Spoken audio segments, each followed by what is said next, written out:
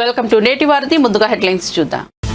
పశ్చిమ గోదావరి జిల్లా పెనుగొండలో సీఎం చంద్రబాబు పర్యటన. వాసవి కన్యకా పరమేశ్వర ఆత్మార్పణ దినం సందర్భంగా అమ్మవారికి ప్రత్యేక పూజలు. పెనుగొండలో కన్యకా పరమేశ్వర ఆత్మార్పణ దినాన్ని అధికారికంగా నిర్వహిస్తున్న ప్రభుత్వం.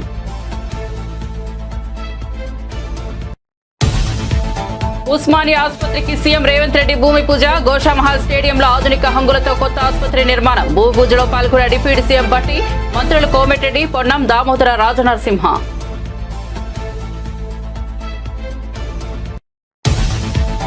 ఘనంగా ద్వారకా తిరుమలరావు పదవీ విరమణ వీడ్కోలు. యూనిఫామ్ ఉండదంటేనే భావోద్వేగంగా ఉందన్న ద్వారకా తిరుమలరావు. సర్వీసులో అనేక సవాళ్లను చూశానని వ్యాఖ్య.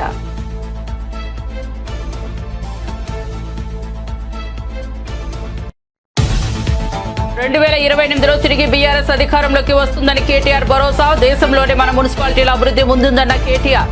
బీఆర్ఎస్ పాలనలో 6 లక్షల రేషన్ కార్డులు పంపిణీ చేశామని వెల్లడి.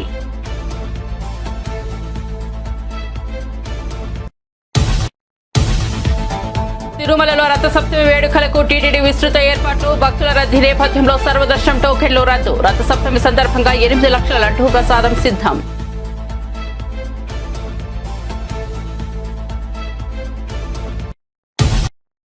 ఇక వార్త వివరాల్లోకి వెళ్తే సీఎం చంద్రబాబు నాయుడు పశ్చిమ గోదావరి జిల్లా పెనుగొండలో పర్యటిస్తున్నారు. వాసవి కన్యకా పరమేశ్వర ఆత్మార్పణ దినం సందర్భంగా ఇక్కడి ఆలయంలో అమ్మవారికి రాష్ట్ర ప్రభుత్వం తరపున పట్టు వస్త్రాలు సమర్పించారు.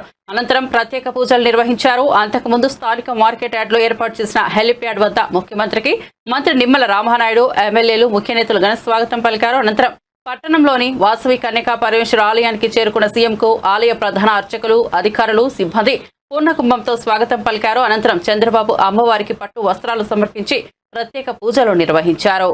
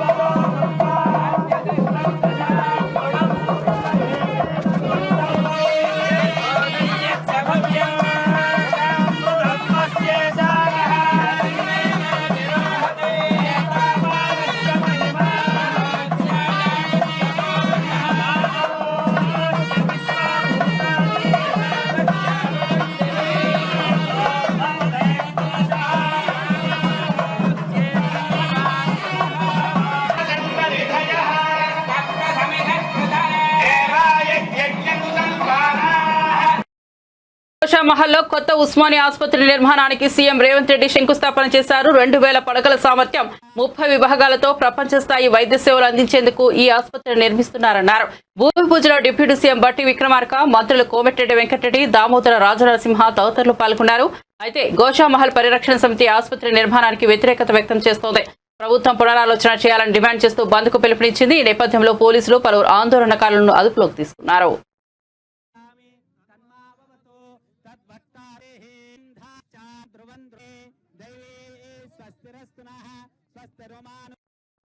రాష్ట్రంలో కూటమి ప్రభుత్వం 7 నెలల్లో చేసిన 1.19 కోట్ల అప్పులపై వెంటనే శ్వేతపత్రం విడుదల చేసి ఆ అప్పు ఎలా ఖర్చు చేశారో చెప్పాలని వైఎస్ఆర్సీపీ అధికార ప్రతినిధి కాకుమాను రాజశేఖర్ డిమాండ్ చేశారు. ఆ బాధ్యతగా CM Chandrababu, deputy CM Pawan Kalyan పై ఉందని ఆయన తేల్చి చెప్పారు. రాజకీయాల్లో తనంత అనుభవజ్ఞుడు లేడని చెప్పే చంద్రబాబు ఎన్నికల ముందు గొప్పగా ప్రచారం చేసిన సూపర్ 6 హామీలు అమలు చేయకుండా సాకులు చెప్పడం సరికాదని స్పష్టం చేశారు. కరోనా సంక్షోభంలో ఎలాగైతే వైఎస్ జగన్ సంక్షేమ పథకాలను కొనసాగించారో అదే స్ఫూర్తితో సీఎం చంద్రబాబు పనిచేయాలని సూచించారు. పథకాలు అమలు చేయబోమని చంద్రబాబు చెబుతున్నా పవన్ కళ్యాణ్ తేలుకుట్టిన దొంగల సైలెంట్ గా ఉండడానికి కారణం ఏంటని పార్టీ కేంద్ర కార్యాలయంలో మీడియాతో మాట్లాడిన కాకుమాను రాజశేఖర్ ప్రశ్నించారు. చంద్రబాబు నాయుడు గారికి చాలా క్లారిటీ ఉంది. ఎందుకంటే దాదాపు మరి ఇది 4వసారి ముఖ్యమంత్రిగా ఉన్నటువంటి పరిస్థితులు ఉన్నాయి. ప్రతిసారి కూడా ఇచ్చిన హామీలు నెరవేర్చకుండా ప్రజలకు ఏదైతే మేనిఫెస్టోలో పెట్టారో అవి నెరవేర్చకుండా ఉండడం అనేటువంటిది, మేనిఫెస్టోని తుంగలో దొక్కటం అనేటువంటిది పరిపాటి అయినటువంటి విషయం. చంద్రబాబు నాయుడు గారు క్లారిటీ ఉంది ఎన్నికల ముందే ఆయన మేనిఫెస్టోపై, కానీ ఇక్కడ ప్రజలకే క్లారిటీ ఉండాల్సినటువంటి అవసరం ఉంది. ప్రజలు తెలుసుకోవాలా. పదే పదే మోసపోతా ఉన్నారు.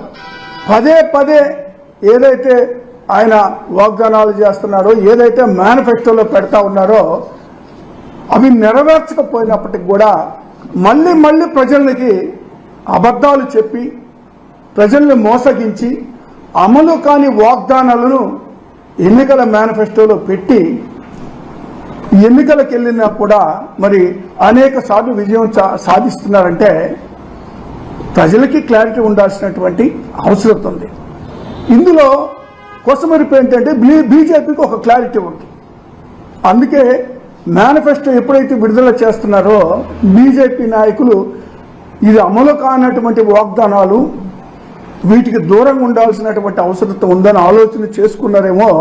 కనీసం మేనిఫెస్టోని ముట్టుకోవడానికి కూడా ఇష్టపడకుండా దూరంగా నిలబడ్డటువంటి పరిస్థితులను అది రిలీజ్ చేసేటువంటి సందర్భంలో అయితే ఇక్కడ వీళ్ళకి ఈరోజు ఏదైతే అధికారంలో ఉందో కూటమికి కొద్దిగా సిగ్గుండాల. ప్రజలు ఏమనుకుంటున్నారు అనేటువంటి ఆలోచన, లేదా ప్రజలు వీళ్ళు చేస్తున్నటువంటి పరిపాలన ప్రజలు ఏ విధంగా వ్యతిరేకిస్తున్నారో, ప్రజలు ఏ విధంగా నిరసనలు తెలియజేస్తున్నారో అనేటువంటి విషయాన్ని కూడా పట్టించుకోకుండా వీళ్ళ పరిపాలన చేసుకుంటూ వెళ్తా ఉన్నారు. అంటే ప్రజల ఆకాంక్షకు అనుగుణంగా పరిపాలన జరగడం లేదు అనేటువంటి మాట వాస్తవం. ఇక్కడ పరిపాలనలో ఈ కూటమి పట్టుకోల్పోవడం జరిగింది. అంటే వీళ్ళు ప్రస్తుతానికి ఇక్కడ మూడు ముక్కలాట ఆడుతూ ఉన్నారు ఈ ప్రభుత్వంలో, కూటమిలో. ఒకటి చంద్రబాబు నాయుడు గారు, మరొకటి పవన్ కళ్యాణ్ గారు, మరొకటి లోకేష్ గారు. వీళ్ళ ముగ్గురు మూడు ముక్కలాట ఆడుతూ ఉన్నారు తప్పితే ప్రజల సంక్షేమం గురించి పట్టించుకోకుండా అక్రమ కేసులకు లేదా డైవర్షన్ పాలిటిక్స్ కి పాల్పడుతున్నారు. సమైక్య రాష్ట్రంలో మున్సిపాలిటీలు మురికి కూపాలుగా ఉండేవని, బల్దియాలు అంటే కాయా పియా చల్దియా అనే సామెత ఉండేదని BRS working president Kalvakuntla Taraka Ramarao అన్నారు. తెలంగాణ భవన్లో జరిగిన మున్సిపల్ చైర్పర్సన్ సన్మాన కార్యక్రమంలో కేటీఆర్ పార్టీ సీనియర్ నాయకులు పాల్గొన్నారు. ఈ సందర్భంగా ఆయన మాట్లాడుతూ బీఆర్ఎస్ ప్రభుత్వం ఏర్పడ్డాక కేసీఆర్ పట్టణాల అభివృద్ధి కోసం ప్రత్యేక విజన్తో పనిచేయాలని దిశానిర్దేశం చేశారన్నారు. అందుకే ఆర్థిక ఇంజిన్లుగా ఉండే పట్టణాలను, వాటిని సమగ్రంగా డెవలప్ చేయాలని అనేక కార్యక్రమాలు చేపట్టామన్నారు. పట్టణీకరణ ఆపాలని కొన్ని దేశాలు చేసిన ప్రయత్నాలు విఫలమయ్యాయన్నారు. పట్టణాల విస్తరణ ఆపడం వీలు కాదు, కానీ ప్రభుత్వాలకు వాటిని సమగ్రంగా అభివృద్ధి చేయడానికి మాత్రం అవకాశం ఉంటుందన్నారు. అందుకే ఆ దిశగా 10 ఏళ్లు పనిచేస్తామన్నారు. చేసిన పనిని అభివృద్ధి నివేదికల రూపంలో ప్రజల ముందుంచామన్నారు. అర్థం కాదు, లగ్న పత్రిక పెట్టుకుంటే పైసలు పడాలి, పిల్లలు పుట్టినాక పైసలు పడుతున్నాయి. కళ్యాణ్ ఇవాళ ఉన్న ప్రభుత్వానికి తెలిసి వస్తున్నది. 420 హామీలు ఇచ్చారు, 1 కాదు 2 కాదు. ఇది ఇస్తాం, అది ఇస్తాం. కేసీఆర్ గారు 498 పథకాలు పెట్టిండు కాబట్టి, పుట్టుక నుంచి సాగు దాకా అన్ని చూసుకున్నాడు కాబట్టి, మేము అంతకంటే ఎక్కువ చేయాలన్న తాపత్రయంలో 420 హామీలు ఇచ్చారు. ఇస్తే ఏమైంది? ఇప్పుడు అధికారం వచ్చింది కానీ నడపస్తలేదు. ఈ అడు చూస్తాను, ఇటు చూస్తాను, ఒకటే పని చేస్తాను. ఎవరి కౌంటర్ వాళ్ళు తెలిసిన సంపుడు చంపుతున్నారు. టకీ పడతాయి అన్నాడు. పడుతున్నాయి టకీ. ఎడ పడుతున్నాయి? ఢిల్లీలో పడుతున్నాయి పైసలు. ఈడ పడతలేవు, రైతుల ఖాతాల్లో పడతలేవు, ఆడబిడ్డలకు పైసలు వస్తలేవు. ఏమన్నాడు రేవంత్ రెడ్డి? ఆదుకుందా ఎక్కడన్నా? నాకు అర్థం కాదు. లగ్న పత్రిక పెట్టుకుంటే పైసలు పడాలి, పిల్లలు పుట్టినాక పైసలు పడుతున్నాయి. కళ్యాణ లక్ష్మి నేను వచ్చినాక రేపు లగ్న పత్రిక పెట్టుకోర్రి, వెంటనే పైసలు తులం బంగారం ₹1,00,000 ఇస్తా అని చెప్పిండు. మరి ఇప్పుడు బంగారం దొరుకుతలేదా? లేకపోతే బంగారం షాపులలో ముఖ్యమంత్రికి పతారే లేదా? ఒక్కళ్ళకన్నా వచ్చినాయా బంగారం, తులం బంగారం? ఎవ్వరకు రాలే. ఇట్లా 1 కాదు 2 కాదు, 420 హామీలు, 420 హామీలు ఇచ్చి నిన్నటితో కరెక్ట్ గా 420 రోజులు గడిచింది. అందుకే నిన్న మన వాళ్ళందరూ ఎక్కడోళ్ళక్కడ మహాత్మా గాంధీకి పోయి దండం పెట్టి చెప్పారు, అయ్యా గాంధీ గారు, మరి నీవు మరణించిన రోజు ఈరోజు నీ వర్ధంతి అయినప్పటికీ మీకు విజ్ఞప్తి చేస్తున్నాం. ఆ డూప్లికేట్ గాంధీ ఎవరైతే ఉన్నాడో రాహుల్ గాంధీ, ఆయన మనసులకు కళలకు పోయి ఆయనకు చెప్పు, రాహుల్ గాంధీ గారు వచ్చి రేవంత్ రెడ్డికి ఆదేశం ఇచ్చినట్టు ఆయనకు కొంచెం బుద్ధి చెప్పు అని చెప్పి నిన్న మన వాళ్ళందరూ కూడా బ్రహ్మాండంగా కార్యక్రమం నిర్వహించారు. మీ అందరు కూడా హృదయపూర్వకంగా. తెలంగాణ రాజకీయాల్లో మాటల యుద్ధం తారాస్థాయికి చేరింది. బీఆర్ఎస్ అధినేత కేసీఆర్ చేసిన వ్యాఖ్యలపై కాంగ్రెస్ నేత అద్దంకి దయాకర్ తీవ్రంగా స్పందించారు. పార్టీని కార్యకర్తలను కాపాడుకునేందుకు కేసీఆర్ వివిధ ప్రయత్నాలు చేస్తున్నారని విమర్శించారు. తెలంగాణ ప్రజలకు ఆయన నిజస్వరూపం అర్థమైందని, ఇక వారికి భరోసా ఇచ్చే పరిస్థితి లేదని దయాకర్ ఎద్దేవా చేశారు. కేసీఆర్ ఏం చేస్తారో మేము వెయిటింగ్ అంటూ సూటిగా వ్యాఖ్యలు చేశారు. ఇంకా నయానో భయానో వాళ్ళనో వీళ్ళనో బతిలాడుకొని మీ పార్టీని మీ యొక్క శ్రేణుల్ని కాపాడుకునే ప్రయత్నం చేస్తున్నారు. ఎన్ని కేసులు మీ మీద ఉన్నాయో, ఎన్ని కేసులు మీ కుటుంబం మీద ఉన్నాయో, బీజేపీ మీకు ఎట్లా సహకరిస్తుందో, బీజేపీ ఆటలో కీలుబొమ్మగా మీరు ఎట్లా మారినరో అంతా తెలుసు. ఈరోజు నేనంటున్నా, తెలంగాణ సమాజానికి ద్రోహం చేసి భారతీయ జనతా పార్టీ ముసుగులో భారత్ రాష్ట్ర సమితి అని పెట్టుకొని మళ్ళా తెలంగాణ అని తెలంగాణ సెంటిమెంట్ తగిలిస్తే మిమ్మల్ని ప్రజలు ఎట్లా స్వీకరిస్తారో చూద్దాం. దీనికోసమే మేము కూడా చూస్తున్నాం. ఎందుకంటే 1000 ఏనుగులు తిన్న రాబందు ఏ విధంగా మాటలు మాట్లాడుతుందో, ప్రజల్ని ఎట్లా కన్విన్స్ చేస్తుందో చూద్దామని. మామూలుగా ఉన్నా ఇంకెట్లా ఉన్నా మేం సిద్ధం, కాంగ్రెస్ కార్యకర్తలు సిద్ధం, కాంగ్రెస్ ప్రభుత్వం కూడా సిద్ధం అనే విషయాన్ని గుర్తుపెట్టుకుంటే మంచిది. ఇంకా తెలంగాణలో మీ రాజకీయ భవిష్యత్తు ఉంటది అనుకోవడం మూర్ఖత్వమే, ఇంకా భ్రమనే అని చెప్పి నేను చెప్తున్నా. ఎందుకంటే ఇంకా తెలంగాణ ప్రజలు మిమ్మల్ని భరించడానికి సిద్ధంగా లేరనే విషయం మీరు బయటకు వచ్చినాక తెలుస్తుంది. తస్మాత్ చూసుకోండి. రానున్న 2.5 ఏళ్లలో ఉస్మానియా ఆసుపత్రి నిర్మాణం పూర్తి చేస్తామని మంత్రి దామోదర రాజనరసింహ అన్నారు. హైదరాబాద్ గోషామహల్ పోలీస్ గ్రౌండ్ లో ఉస్మానియా ఆసుపత్రి భవనానికి సీఎం రేవంత్ రెడ్డి శంకుస్థాపన చేశారు. ఈ కార్యక్రమంలో పాల్గొన్న ఆయన మీడియాతో మాట్లాడారు. కొత్త ఉస్మానియా ఆసుపత్రిలో మొత్తం 40 డిపార్ట్మెంట్ల సేవలు పేషెంట్లకు అందుబాటులో చెప్పారు. మారుమూల ప్రాంతం నుంచి పేదవాడు ఏ ట్రీట్మెంట్ కోసం ఉస్మానియాకు వచ్చినా అది లేదు అనకుండా వైద్య సేవలు అందిస్తామన్నారు. 2700 కోట్ల వ్యయంతో అత్యాధునిక సౌకర్యాలతో అంతర్జాతీయ స్థాయిలో ఆసుపత్రి నిర్మిస్తామని మంత్రి దామోదర రాజనరసింహ పేర్కొన్నారు. అన్ని కలిసి రావడంతో రాబోయే కాలంలో కల సాకారం కాబోతున్నారు. ఎవరు ఉస్మానియాకు వచ్చినా అన్ని సేవలు అందించేందుకు ప్రభుత్వం కట్టుబడి ఉందని రాజనరసింహ తెలిపారు. As a branded, we got so many brands in medical services, but one of the top brands is Usmania Medical College. And the doctors we are given to the society, to the Indian society, and to the world. వీళ్ళ కళ అందరిది, మాకు కొత్త ఆసుపత్రి కావాలని చెప్పేసి. ఈ ప్రక్రియ మొదలై సుమారు 6 మాసాలలో ముఖ్యమంత్రి గారు రేవంత్ రెడ్డి గారు ఓ పట్టుదలతోటి హాస్పిటల్ని షిఫ్ట్ చేయదు ఇతర ప్రాంతాలకు కొంతమంది ప్రపోజల్ పెట్టారు.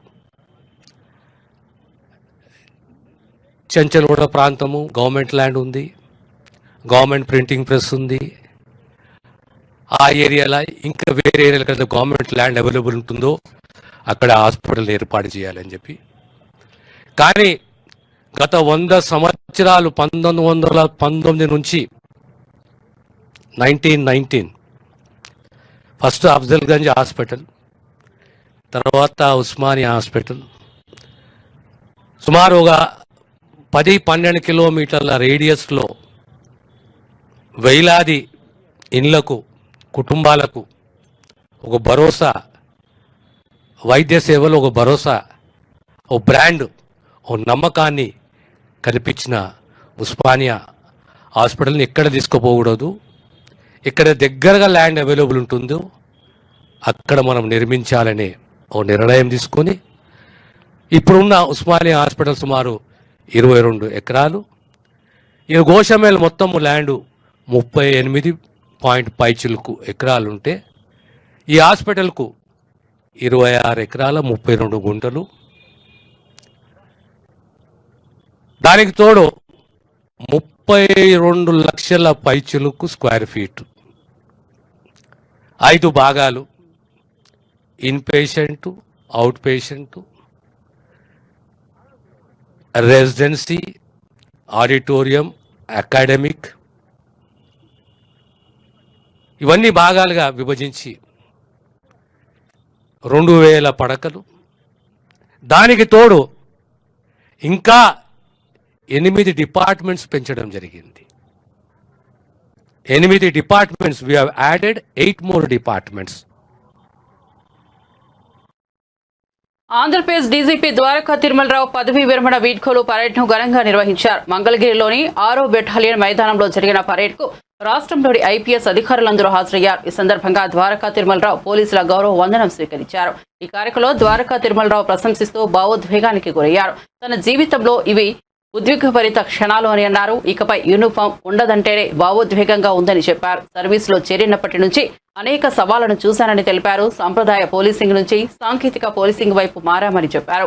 విపత్తుల సమయంలో పోలీసులు సాహసోపేతంగా పనిచేశారని ప్రశంసించారు. ప్రభుత్వ సహకారం వల్లే పోలీసు వ్యవస్థను బలోపేతం చేస్తానని చెప్పారు. గంజాయి, చిన్నారులపై నేరాలు, సైబర్ క్రైమ్ విషయంలో చర్యలు చేపట్టామని వెల్లడించారు.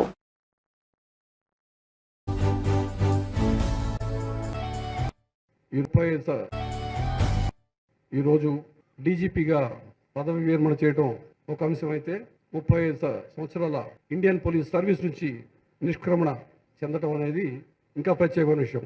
ప్రతిష్టాత్మకమైన ఇండియన్ పోలీస్ సర్వీస్ నుంచి 35 సంవత్సరాలుగా సాగిన ప్రయాణం నా మదిలో ఎన్నో ఆలోచనలు, ఉద్విగ్నభరిత క్షణాలు, ఈ సర్వీసు, ఈ ప్రయాణం, ప్రస్థానానికి సంబంధించిన ఈ తాలూకు జ్ఞాపకాలు వెళ్తున్నాయి. ఈరోజు ఉదయం యూనిఫామ్ ధరిస్తుండగా అదొక ప్రత్యేక అనుభూతి. సర్వీస్ మొత్తం యూనిఫామ్డ్ అసైన్మెంట్లో లేనప్పటికీ దశాబ్దాలుగా శరీరాన్ని అంటుకొని ఉన్నటువంటి యూనిఫామ్ ఇక రేపటి నుంచి లేదు కదా అనే ఆలోచన, అది ప్రత్యేకమైన ఎమోషన్. బాధలను, సంతోషాలను ఇది ఒక ఎమోషన్. ఖచ్చితంగా సాటిస్ఫైయింగ్ అని అనగలను. ఈ సందర్భంగా మీరు అందించిన ఇన్ని సంవత్సరాలుగా అందించిన సహకారాన్ని జ్ఞప్తికి తెచ్చుకుంటూ, నా ఆలోచనలు, అనుభవాలు పంచుకుంటూ మీ అందరి దగ్గర సెలవు తీసుకునే ప్రయత్నం. 35 సంవత్సరాల క్రితం మసూరులో ఫౌండేషన్ కోర్సుతో ప్రారంభమైనటువంటి ప్రయాణం. ప్రత్యేకంగా గుర్తు చేసుకోవాల్సిన వ్యక్తి ఆ రోజు మా LBSNA మసూరి అకాడమీ డైరెక్టర్, మీ అందరికీ తెలిసినటువంటి వ్యక్తి సత్యానందన్ గారి ఫాదర్ యుగంధర్ IAS గారు, వారు మా డైరెక్టర్ అన్నట్టు. సర్దార్ వల్లభాయ్ పటేల్ నేషనల్ పోలీస్ అకాడమీలో బేసిక్ కోర్సు డైరెక్టర్ గారు. అనేక మంది గురువులు ఉన్నప్పటికీ మా పైన చెరగన ముద్ర వేసినటువంటి వ్యక్తి S. Ramakrishnan, deputy director BCS. Asifabad జిల్లా కాగజ్ నగర్ లో ఆలయ దొంగతనం కలకలం రేపింది. ఓల్డ్ కాలనీలో ఉన్న శ్రీ ఉమామహేశ్వర మార్కండేయ దేవాలయంలో దుండగులు చోరీకి పాల్పడ్డారు. ఆలయ ద్వారం పగలగొట్టి నగదు, వెండి ఆభరణాల హుండీని ఎత్తుకెళ్లారు. ఆలయ పూజారి వెంటనే 100 డయల్ కు సమాచారం అందించగా పోలీసులు సంఘటనా స్థలానికి చేరుకుని దర్యాప్తు ప్రారంభించారు. ఈ ఘటన స్థానిక భక్తుల్లో ఆందోళనకు గురి చేస్తోంది.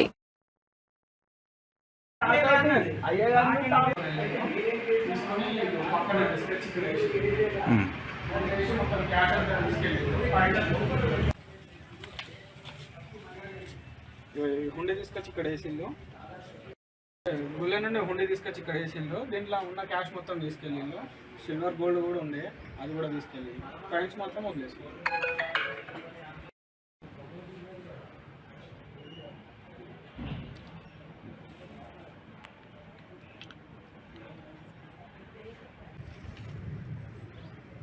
ఆలయంలో పూజారిగా చేస్తున్నాను. రాత్రి 7:30 గంటలకి బంద్ చేస్తాం గుడి. రోజును 5:30 నుంచి 7:30 దాకా ఉంటుంది. 7:30కి బంద్ చేసి అన్ని తాళాలు ఒకసారి క్లియర్గా చూసుకొని వెళ్ళిపోయాను. మళ్ళీ పొద్దున్న 6:30 గంటలకి నేను గుడి ఓపెన్ చేశాను. 6:30 గుడి ఓపెన్ చేసే వరకు ఇటు సైడ్ లాక్ పలగొట్టి ఉంది, బయట పెట్టిండ్రు అది. సో హుండీ ఏమో బ్యాక్ సైడ్ పెట్టేసింది. దాదాపు ఒక 20,000 దాకా అమౌంట్ అందులో పోయింది. సిల్వర్ గోల్డ్ కూడా పోయినాయి అందులో. అయితే అది ఏం చేసిందంటే ఆ పలగొట్టిన హుండీ గుడి వెనుక సైడ్కి పెట్టి వెళ్ళిపోయిండ్రు. కాయిన్స్ అట్లాగే వదిలేశారు. పొద్దున 7:30కి 100కి డయల్ చేశాము. అది పొద్దున్న 7:30కి 100కి డయల్ చేస్తే వాళ్ళు ఇన్ఫార్మ్ చేసి వచ్చారు. వాళ్ళు ఇంత ముందే వచ్చి వాళ్ళు రాష్ట్రంలోని సాగునీటి విషయాల్లో రాజకీయం మాని అసలు నిజాలు చెప్పాలని ఎమ్మెల్సీ కల్వకుంట్ల కవిత ముఖ్యమంత్రి రేవంత్ రెడ్డిని డిమాండ్ చేశారు. తెలంగాణ జాగృతి ఆధ్వర్యంలో నీళ్లు నిజాలపై శుక్రవారం హైదరాబాద్ లో నిర్వహించిన రౌండ్ టేబుల్ సమావేశంలో మాట్లాడారు.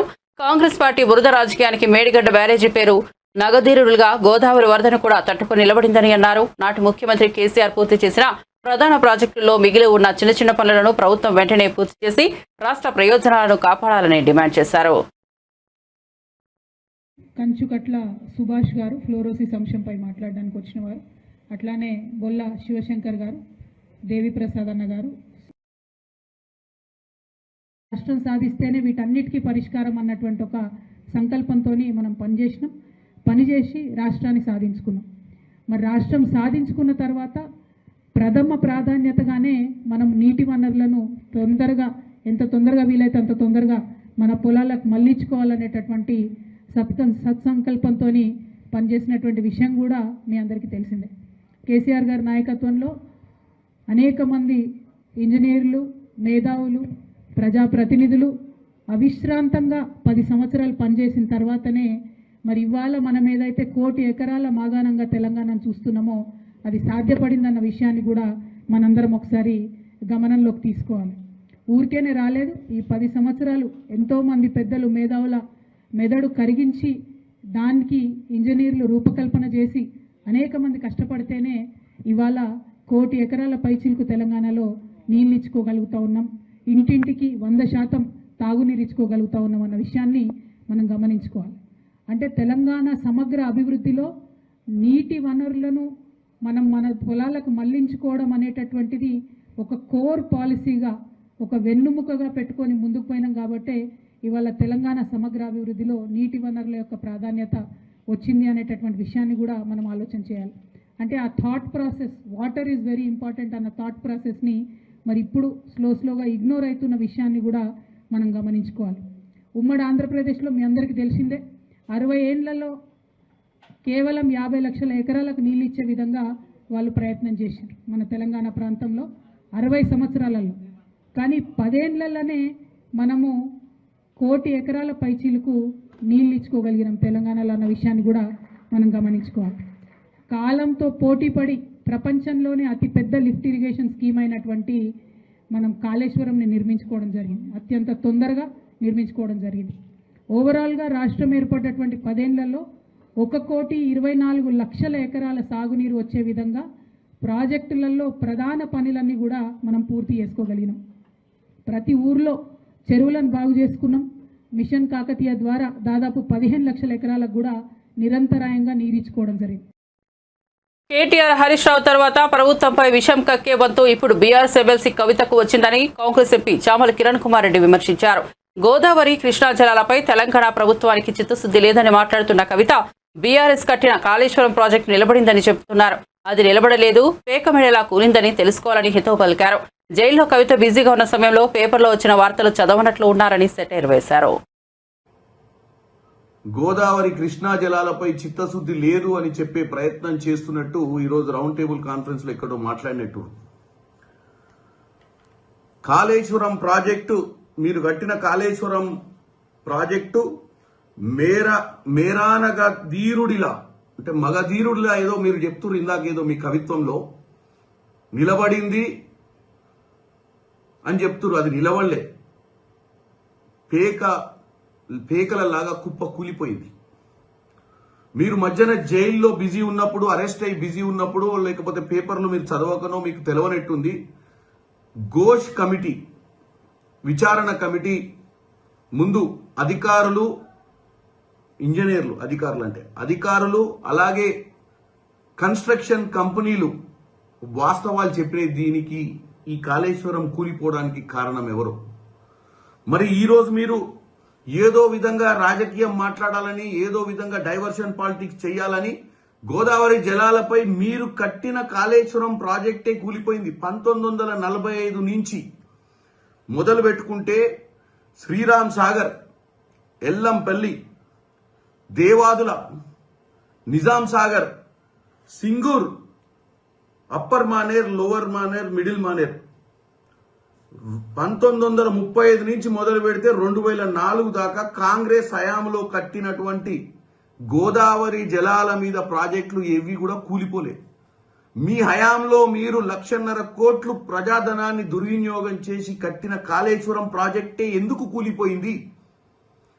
రూర్కీ ఐఐటి వాళ్ళు కూడా చెప్పిర్రు, ఇది కేవలము అసమర్థత పాలన, ఫామ్ హౌస్ లో పండుకొని డిజైన్లు గీయడం వల్లనే కాళేశ్వరం కూలిపోయిందని తెలంగాణ ప్రజలకు అర్థమైంది. కాబట్టి మిమ్మల్ని అధికారం నుంచి పక్కకు పైదొలిగించిర్రు. మాకు చిత్తశుద్ధి ఉంది, మేమేం చేయాలనో మాకు క్లారిటీ ఉంది. ఇకపోతే కృష్ణా జలాల గురించి చెప్తుర్రు. రాజకీయం చేయడం ఒక్కటే కాదు లక్ష్యం, వాస్తవాలు తెలుసుకొని తెలంగాణ ప్రజలకు వాస్తవాలు కూడా చెప్పే ప్రయత్నం చేయాలి. మీరు మీ అవినీతి అసమర్థ పాలన వల్లనే ఆ రోజు పోతిరెడ్డిపాడు ప్రాజెక్టులో రోజుకు 2 టీఎంసీల నీళ్లు జగన్ రెడ్డి తీసుకుపోతుంటే నిమ్మకు నీరెత్తినట్టున్నారు మీరు. మీ హయాంలోనే పోతిరెడ్డి ప్రాజెక్టు 40,000 క్యూసెక్కుల నుంచి 90,000 క్యూసెక్కుల వరకు పెరిగినటువంటి పరిస్థితి ఎవరి హయాంలో జరిగింది? మీ హయాంలోనే. కృష్ణా జలాల విషయంలో మీరు రాయలసీమను రత్నాల సీమ చేస్తా అని చెప్పి మీరు ఏదైతే రోజా గారింటికి రాయలసీమలో పోయి చేపల పులుసు తిని ఆ రోజు చెప్పొచ్చిన విషయం చూస్తేనే అర్థమవుతుంది. తెలంగాణ ప్రజల చెవులో పువ్వులు పెట్టడానికే మీరు ఇప్పుడు ప్రయత్నం చేయొద్దు. పదే రోజు ఏదో విధంగా కాంగ్రెస్ ప్రభుత్వం సంవత్సర పాలన కాంగ్రెస్ ప్రభుత్వాన్ని తప్పుదో పట్టియనికి ప్రయత్నం చేస్తున్నారు. మాకు చిత్తశుద్ధి ఉంది. మేము కృష్ణా గోదావరి జలాలను కాపాడుకోవడంలో మేము ఎట్టి పరిస్థితిలో మేము దేనికైనా తెగిస్తాం.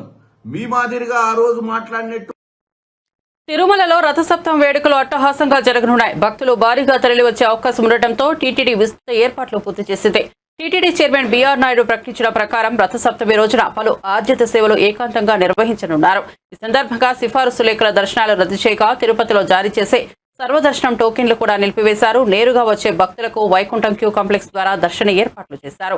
మాడ వీధుల్లో వాహన సేవల దర్శనాలకు ఎటువంటి ఇబ్బంది లేకుండా ప్రత్యేక ఏర్పాట్లు చేపట్టారు. భక్తుల కోసం 8 లక్షల లడ్డూ ప్రసాదాలను అందుబాటులో ఉంచినట్లు టీటీడీ వెల్లడించింది.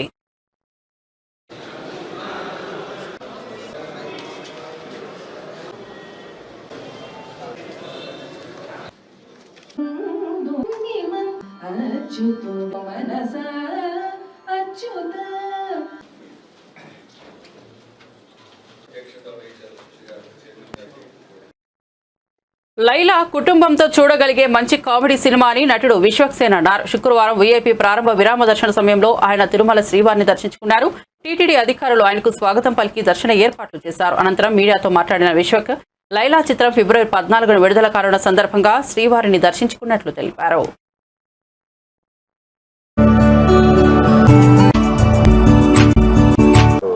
నాకు ప్రతి సినిమాకి ముందు అలవాటు పండి ఇక్కడ నైట్ అల్పిరి ఎక్కువ వచ్చి మార్నింగ్ చాలా బ్రహ్మాండమైన దర్శనం అయింది. సో 14 రిలీజ్ కాబట్టి మళ్ళీ రిలీజ్ తర్వాత కూడా లైలాకి రావడం జరుగుతుంది. నెక్స్ట్ ప్రస్తుతం అయితే 14 లైలా రాగానే అది వారం కాగానే నెక్స్ట్ ప్రాజెక్ట్ ఏదైనా చేస్తాం. నెక్స్ట్ సీతారాలు పంకీ అని ఉంది ప్రస్తుతం. లైలానా సార్ కుటుంబ సమేతంగా వచ్చి ఎంజాయ్ చేసే మంచి కామెడీ సినిమా. డెఫినెట్లీ అమ్మాయి వేషం వేయడం అనేది కెరీర్లో one of the special film. Definitely కుటుంబం అంతా వచ్చి ఎంజాయ్ చేసే మంచి ఫ్యామిలీ ఎంటర్టైనర్ ఉంటుంది. సో ఈరోజు ఇక్కడ రత్తమ్మ అనే సాంగ్ మన ఎస్వి కాలేజ్లో రిలీజ్ చేస్తున్నాము. ఫోక్ సాంగ్ 6వ తారీఖు ట్రైలర్ వస్తుంది. ముగించే ముందు హెడ్లైన్స్ మరోసారి చూద్దాం. పశ్చిమ గోదావరి జిల్లా పెనుగొండలో సీఎం చంద్రబాబు పర్యటన. వాసవి కన్యకా పరమేశ్వర ఆత్మార్పణ దినం సందర్భంగా అమ్మవారికి ప్రత్యేక పూజలు. పెనుగొండలో కన్యకా పరమేశ్వర ఆత్మార్పణ దినాన్ని అధికారికంగా నిర్వహిస్తున్న ప్రభుత్వం.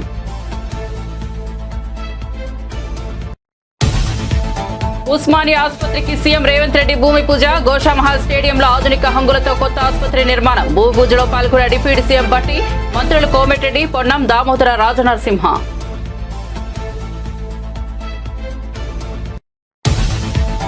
ఘనంగా ద్వారకా తిరుమలరావు పదవీ విరమణ వీడ్కోలు. యూనిఫామ్ ఉండదంటేనే భావోద్వేగంగా ఉందన్న ద్వారకా తిరుమలరావు. సర్వీసులో అనేక సవాళ్లను చూశానని వ్యాఖ్య.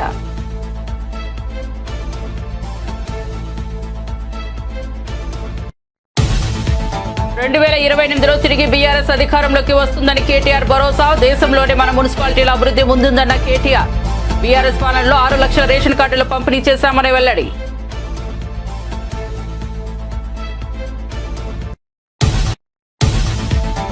తిరుమలలో రథసప్తమి వేడుకలకు టీటీడీ విస్తృత ఏర్పాట్లు. భక్తుల రద్దీ నేపథ్యంలో సర్వదర్శనం టోకెన్లు రద్దు. రథసప్తమి సందర్భంగా 8 లక్షల లడ్డూ ప్రసాదం సిద్ధం.